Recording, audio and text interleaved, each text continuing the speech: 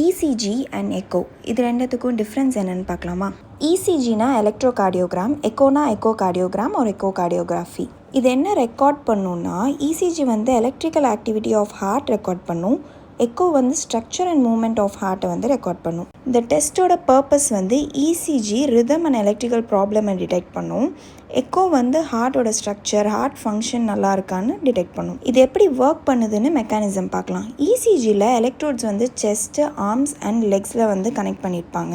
அது ஹார்ட்டில் நடக்கிற எலக்ட்ரிக்கல் ஆக்டிவிட்டியை டிடெக்ட் பண்ணி நமக்கு ஒரு கிராஃபாக கொடுக்கும். எக்கோவில் அல்ட்ராசவுண்ட் வேவ் வச்சு ஹார்ட்டோட ஸ்ட்ரக்சரை ஒரு இமேஜாக கொடுக்கும். Time taken ECG 5 to 10 minutes தான் ஆகும், எக்கோ 15 to 30 minutes ஆகும். பெயின் ரெண்டுமே பெயின்லெஸ். யூசர்ஸ் வந்து இசிஜியில் அரித்மியா, ஹார்ட் அட்டாக்கை டிடெக்ட் பண்ணலாம். எக்கோவில் valve disease, heart failure and congenital heart டிசீஸை டிடெக்ட் பண்ணலாம். காஸ்ட் வந்து இசிஜி சீப்பாக இருக்கும், எக்கோ வந்து எக்ஸ்பென்சிவ் தேன் இசிஜி.